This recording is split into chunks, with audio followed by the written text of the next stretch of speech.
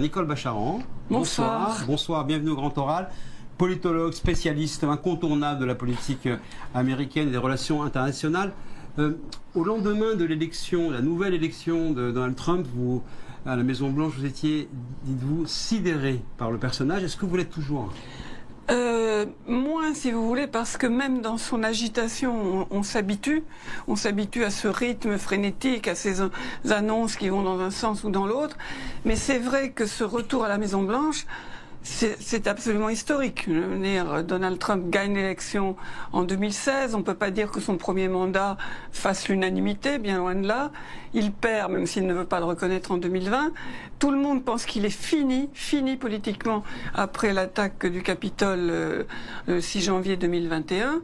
Et il est de retour. Et il est de retour avec une vraie majorité, pas écrasante, mais une majorité incontournable. Et ça, c'est vrai que c'est stupéfiant parce que à ce moment-là, les Américains ne sont pas dans l'inconnu. Ils veulent pas essayer autre chose. Ils veulent voir revenir un homme qu'ils ont connu et dont ils pensent que finalement, avec lui, c'était mieux avant. Autre sidération, c'était quand même... Allez, soyons cruels, la nullité profonde du camp démocrate pendant cette élection. Donc, double sidération. Oui, et ce qui vous aussi vous stupéfiait et a stupéfié tout le monde, c'est que sur les lieux mêmes de l'endroit où ses partisans ont fait des saccages, il est venu prêter serment. Et là, je vous avoue que j'en ai pleuré. Parce que c'est un tel piétinement des valeurs démocratiques. Le 6 janvier 2021, Donald Trump a envoyé ses supporters attaquer le Parlement. Et ça a été très violent. Il y a eu 5 morts à l'arrivée, beaucoup de blessés. Vraiment le lieu le plus... Moi, j'ai toute une partie de ma vie là-bas. C'est le lieu le plus sacré de la démocratie américaine. Le Capitole, donc le bâtiment du Congrès, est sur la colline la plus haute. Aucun immeuble ne peut être plus haut. J'ai accompagné les visites scolaires de mes enfants dans ce lieu et on leur apprend la religion civique américaine, en quelque sorte. Au cours des années qui ont suivi, Donald Trump a complètement réécrit l'histoire d'une manière vraiment orwellienne, c'est-à-dire que la vérité n'existe pas, le mensonge non plus, du coup finissant par décrire cet assaut du Capitole comme une journée d'amour.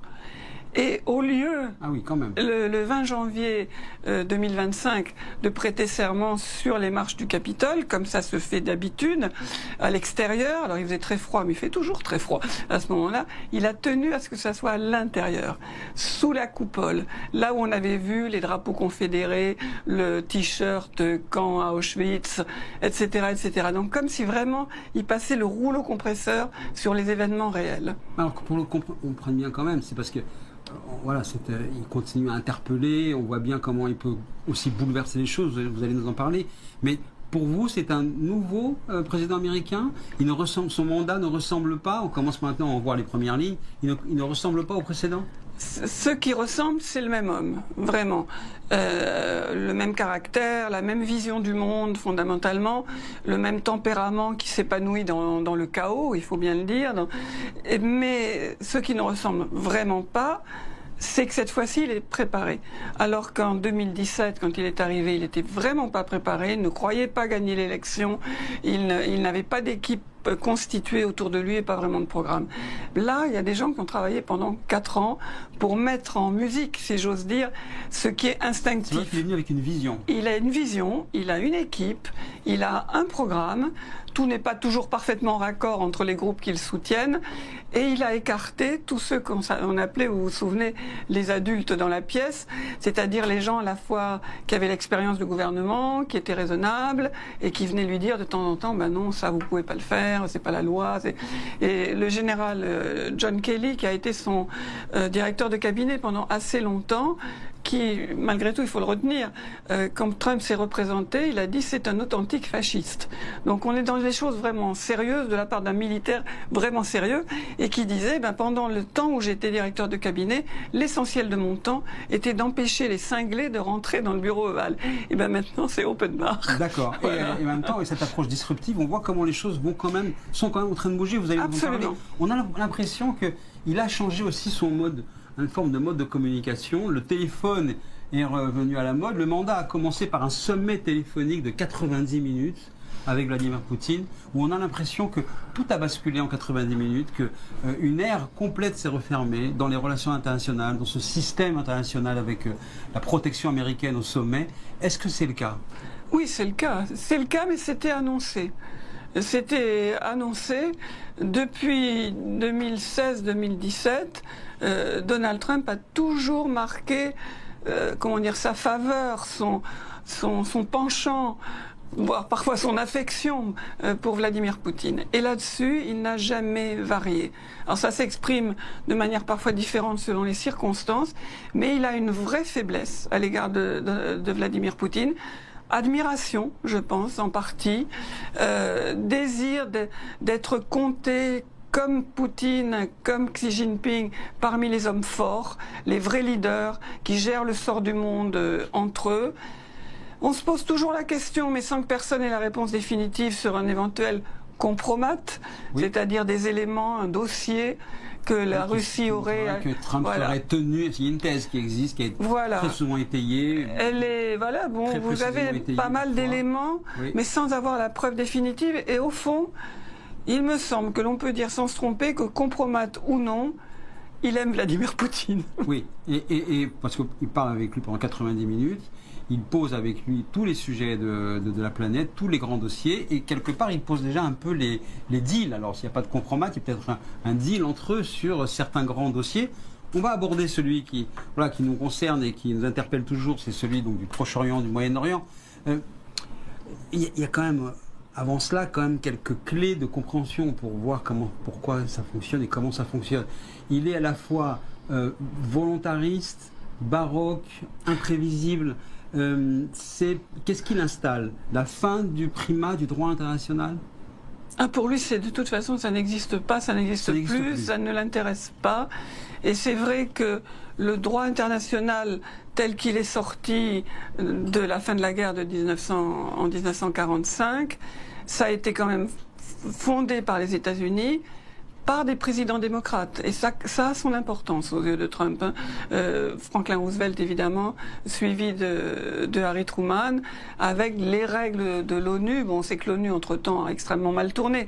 Mais les principes du droit, ce qui est le problème, c'est la manière dont ils sont interprétés. Mais ces principes sont franchement justes sur le respect de la souveraineté, le respect des frontières. Oui, chacun se prévaut, d'ailleurs. Voilà, exactement. Dans son pays. Les droits des individus, les droits de l'homme. C'est une méthode, voilà, donc, ça n'intéresse absolument pas Donald Trump. Ce n'est pas du tout sa vision du monde. Donc il agit par pulsion, par instinct, ou en fait c'est calibré, mis en scène? On peut dire les deux. On hésite toujours entre les deux. Je pense que, quand même, ça fait longtemps ça fait beaucoup de temps que je passe avec cet homme-là, oui, indirectement. Moi, mon interprétation, c'est qu'il y a un Trump qui est grosso modo constant. Il n'aime pas la guerre, il aime passionnément l'argent, il aime le pouvoir, l'exercice du pouvoir, et il recherche l'adulation. Ça, c'est vraiment du constant. Au-dessus de ça, il y a les crises quotidiennes, il y a les événements, et il peut sembler varier, un coup à droite, un coup à gauche. L'imprévisibilité dont on parle, je pense qu'elle est superficielle, cette imprévisibilité. Il y a un Trump qui a sa vision du monde, elle est simple, peut-être simpliste, mais elle est solide. Et justement, on la voit donc en action sur le terrain du Proche-Orient. Là aussi, les règles sont bousculées. Discussion directe avec le Hamas, groupe terroriste, bombardement sur l'Iran. Les super bombes anti-bunkers qui jamais devaient être utilisées, elles le sont. Discussion au coin du feu avec les belligérants. Annonce d'un cessez-le-feu. Tout ça, ça va se mettre en place dans les prochains jours. Il y a un nouveau plan annoncé pour le Moyen-Orient. Qu'est-ce qu'on devine déjà de ce qui peut se mettre sur la table les prochains jours? Moi, j'essaie de capter quelle est la vision réelle de Trump au Moyen-Orient. Pourquoi cet attachement particulier à Israël, qui n'est peut-être pas toujours sain vis-à-vis d'Israël, parce que Trump a quand même toujours le regard fixé sur les sondages, sur son électorat. La communauté juive américaine ne vote pas Trump à 60. C'est plutôt les évangélistes. Voilà, qui exactement. sont déterminants. Et les évangéliques, ce sont donc ces chrétiens très militants, millénaristes, comme on le dit, c'est-à-dire très pro-Israël pour des raisons religieuses. Voilà, qui pensent que pour que le Messie revienne, il faut que tous les Juifs du monde, même ceux qui n'en ont pas envie, pardonnez-moi de me le dire, se rassemblent en Israël, dans le grand Israël, donc Eretz Israël, et que à ce moment-là, le Messie pourra revenir. Donc ce sont des défenseurs bec et ongle, non seulement d'Israël, mais d'une politique dure d'Israël. Donc ça, c'est important pour Trump. Je pense qu'il y a aussi chez Trump une identification au moins partielle, une forme d'admiration pour ce petit pays qui ose encore faire la guerre quand c'est... Et les gagner. Et les gagner, ce qui est encore plus important pour Trump, quand c'est nécessaire. Il y a une entente à géométrie variable avec Benjamin Netanyahou. C'est pas toujours le... Qu'est-ce qu'on sait de la réalité de leur relation? Netanyahou a franchement mis tous ses œufs dans le même panier.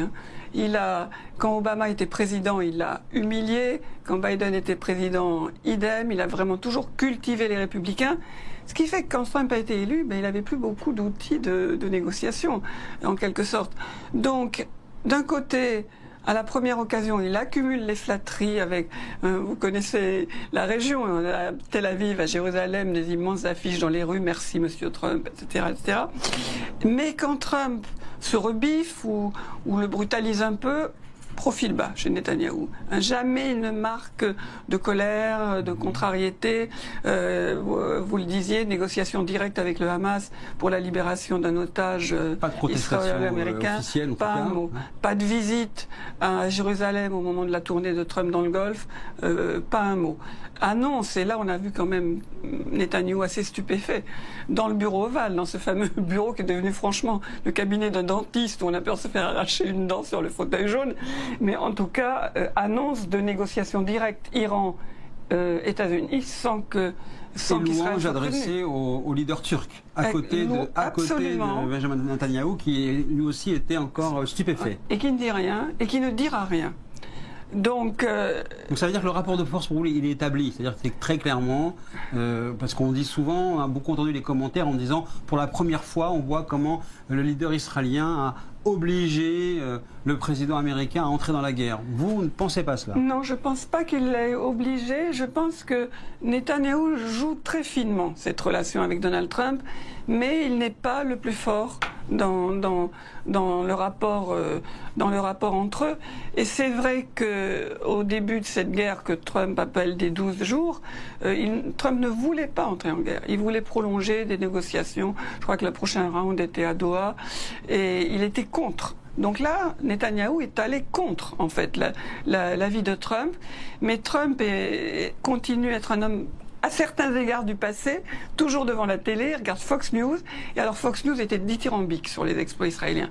Et donc à un moment, c'est évident que Trump s'est dit, mais je vais avoir l'air d'un mollasson, en quelque sorte. Il y a du succès, il faut y aller. Voler au secours de la victoire, parce que sinon, c'est vrai que depuis le début de son mandat, il n'a pas de victoire à présenter. Et paradoxalement, pour sa base électorale, c'est du Great Again à fond, je veux dire, si on peut dire. Hein, c'est du grand MAGA quand même d'avoir fait ça en Iran, alors paradoxalement. Vous savez que c'est quand même partagé. Hein. Par exemple, il y a les faucons habituels, évidemment à fond pour, ça c'est classique et compréhensible. Mais il y a autour de Trump des gens comme J.D. Vance, comme Pete Hegseth, le ministre de la Défense, comme Tulsi Gabbard, qui est encore, je ne sais pas combien de temps, apparemment sursis, la patronne des services secrets. Et ces trois-là, par exemple, sont très représentatifs d'une génération d'anciens militaires qui ont fait l'Irak, qui ont fait l'Afghanistan, qui trouvent que ça coûte extrêmement cher, qu'on perd des hommes, et qu'à l'arrivée, on est détesté, que ça sert à rien. Donc, vraiment des isolationnistes. Et là, Vance, il s'est trivialement, je dirais, rattrapé aux branches en disant on a démoli l'arsenal nucléaire et on repart. Voilà. Donc c'est une manière de cautionner l'intervention sans rompre l'isolationnisme désiré. Exactement, de ce point de vue-là. Juste pour terminer sur ce sujet-là, ce qui a marqué le premier mandat ont été les accords d'Abraham et la Marocanité du Sahara. qui a été dealé de ce point de vue-là. On a le sentiment que la recherche là est de faire une saison 2, si je puis dire, des accords d'Abraham avec l'entrée de la Turquie, de la Syrie, puis de l'Arabie Saoudite éventuellement. C'est pour vous, c'est le projet? Ah oui, totalement. Et c'est ce qui va arriver dans les prochains jours? Le projet de Trump, c'est de pacifier le Moyen-Orient. Il n'y a aucun doute là-dessus. Donc dans les prochains jours, il faut s'attendre à la Syrie qui entre dans le club d'accord d'Abraham. Il a levé les sanctions sur la Syrie, qui dataient évidemment du régime de Bachar el-Assad. Il les a levées, il a annoncé ça pendant qu'il était en Arabie Saoudite.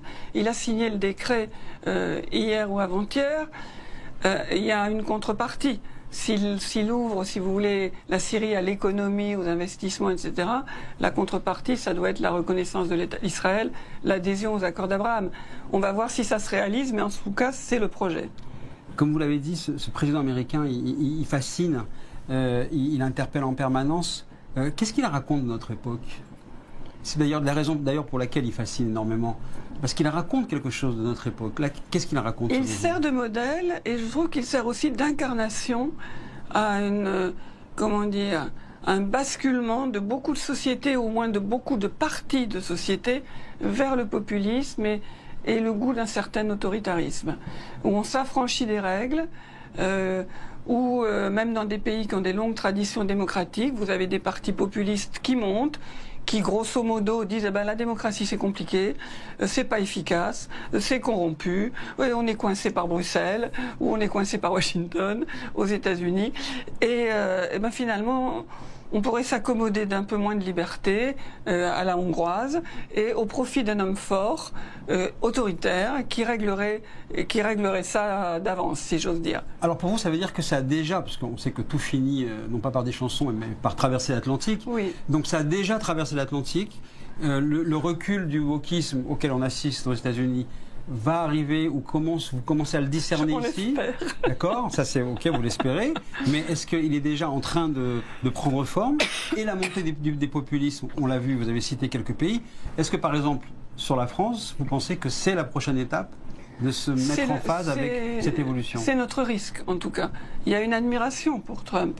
Alors jusqu'à présent, objectivement, il n'a pas réussi grand-chose. Il a annoncé beaucoup de choses, il n'a pas réussi grand-chose. S'il réussit des choses importantes, au Moyen-Orient par exemple, évidemment, ça nourrira les aspirations en France et en Europe vers des régimes qui ressemblent un petit peu plus à ça.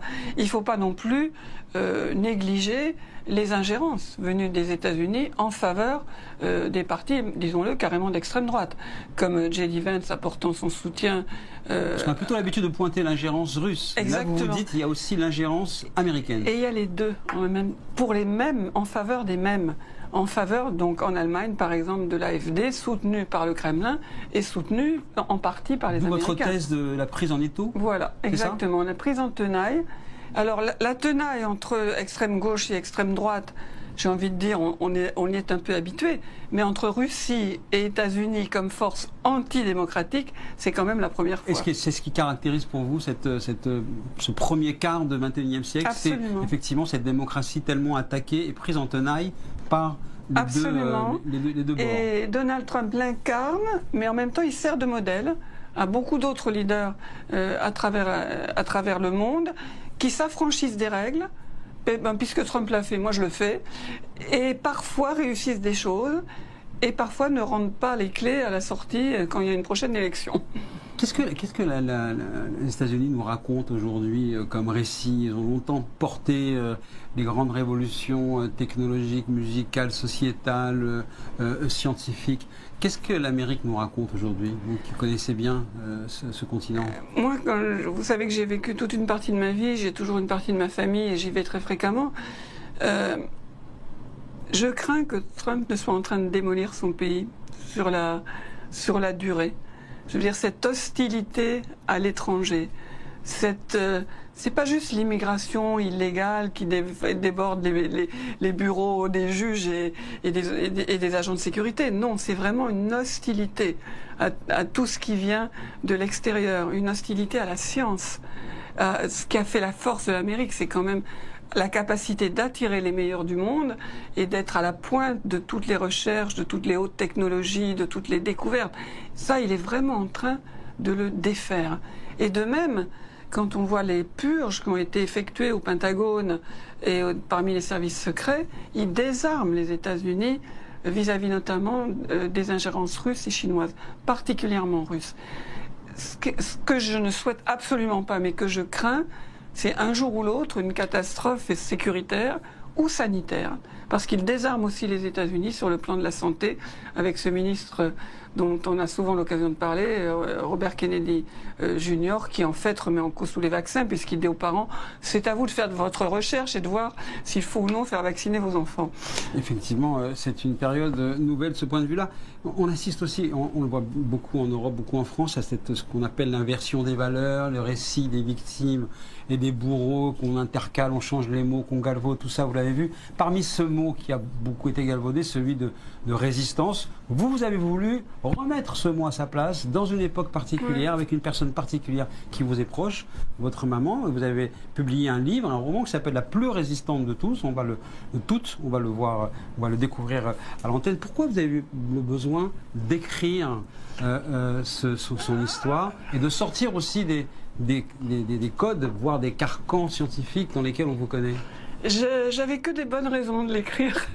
D'abord parce que le temps passe et que j'étais maintenant dans ma famille la seule à connaître cette histoire et que je savais qu'elle méritait d'être Alors, quelle est son histoire, transmise. Et en fait, ma mère a été une très très jeune résistante à Toulouse, entre 18 et 20 ans. Elle a commencé en cachant des juifs, parce qu'elle-même n'étant pas juive, mais elle avait des amis qui lui disaient « Ah, il y a un tel qui préfère pas rentrer chez lui ce soir, on parle de rafle, etc. » Donc elle a commencé par cacher des juifs. Elle est rentrée dans un réseau de résistance qui était Libération. Elle a été arrêtée à Marseille. Elle a été interrogée pendant plusieurs jours par le patron de la Gestapo de Marseille, qui était un personnage tout à fait redoutable. Et c'est lui qui, dans ses dossiers, vous savez, tout était bien rangé à la Gestapo, dans le dossier qu'il a envoyé à Berlin, avait dit d'elle au sujet du coup de filet dans lequel elle avait été prise. Il y avait une vingtaine d'hommes et 6 femmes. Elle a été la plus résistante de toutes les femmes de ce dossier. Il appelait ça dossier, ce qui m'a donné à réfléchir. Et elle avait un sens extrême de la valeur de la liberté et de la justice. Elle m'a formée, j'essaye de le transmettre. Et effectivement, on a le sentiment qu'aujourd'hui, ce sont des valeurs qui sont attaquées, oui. Qui sont ou considérées comme obsolètes, ou plus du tout captées pour toute leur importance par une nouvelle génération, qui est peut-être plus dans l'idéologie que la volonté de connaissance. Vous avez le sentiment qu'effectivement, il y a une urgence et un besoin, parce que toutes ces libertés-là, elles sont en danger? Oui, tout à fait. Et je pense que il y a une ignorance qui n'est pas malveillante, mais il y a une ignorance d'une partie de la jeune génération qui a grandi avec toutes ces libertés et qui est plongée là-dedans comme des poissons dans l'eau. Ils savent pas ce que c'est, que d'en être privé. Très souvent, ça tombe comme sujet du bac, que la liberté est-elle plus formelle ou je ne sais pas quoi. Et donc ça peut être très théorique. Mais la liberté... Quand on vit en Iran, quand on vit en Afghanistan, la liberté, mais alors c'est simple comme tout. Voilà. Et c'est ce concept-là que j'aimerais transmettre dans la mesure de mes faibles moyens. La liberté, c'est quand on l'a perdue qu'on sait ce qu'elle vaut. C'est ce qui est arrivé à la génération de ma mère. Elle a grandi petite jeune fille libre et elle a perdu cette liberté. Donc la valeur, le fait que la liberté, ça soit la première valeur pour pouvoir vivre sa vie, c'était quelque chose d'extrêmement fort. Elle pensait que le dernier refuge, c'était toujours les États-Unis. On n'est pas sûr que ce soit encore le cas.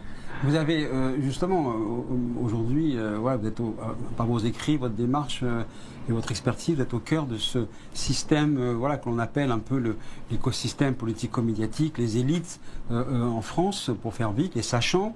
Qu'est-ce qui leur arrive aujourd'hui? Vous avez le sentiment qu'eux aussi ils ont perdu ces valeurs-là, ou il y a d'autres forces qui sont à l'œuvre? On va être tout à fait honnête. Je pense que dans cet écosystème, il y a beaucoup de gens qui font extrêmement bien leur travail, Oui, et d'autres qui même. cèdent à la facilité, qui travaillent pas beaucoup, et ça nuit. Mais au-delà de ça, vous avez tout l'autre système d'information à travers les réseaux sociaux, les bulles informationnelles, le fait qu'au fond chacun reçoive un renforcement de l'opinion qu'il avait déjà. Entre gens qui sont d'accord, plus on se radicalise, c'est ça? Voilà, exactement. Mais je crois toujours à l'exigence de rechercher la vérité autant qu'on peut et de la transmettre.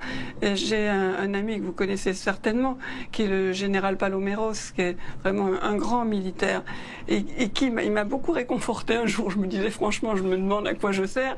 Il m'a dit, mais les gens comme vous êtes des combattants, parce que vous redressez, comment dire, vous redressez les fausses informations, vous transmettez autant que possible la vérité. Alors c'est extrêmement modeste de ma part. Oui, mais on a l'impression que c'est un combat aujourd'hui de toutes les minutes, effectivement. C'est absolument un combat. C'est tellement, il y a tellement au fond de mise à plat et de mise en concurrence de connaissances qui étaient données comme étant acquises, que tout est à recommencer parfois, on a le sentiment. Absolument, et tout est relativisé. Vous avez des gens qui ont bossé 30 ans sur un sujet, et d'autres, ils le découvrent et qui vous disent « Ah ben moi je pense que… » Et j'ai toujours envie de dire « Ben on s'en fout un peu, mais voilà, du travail, du sérieux, autant que l'on peut. » Voilà, c'était le grand oral de Nicole Bacharan de la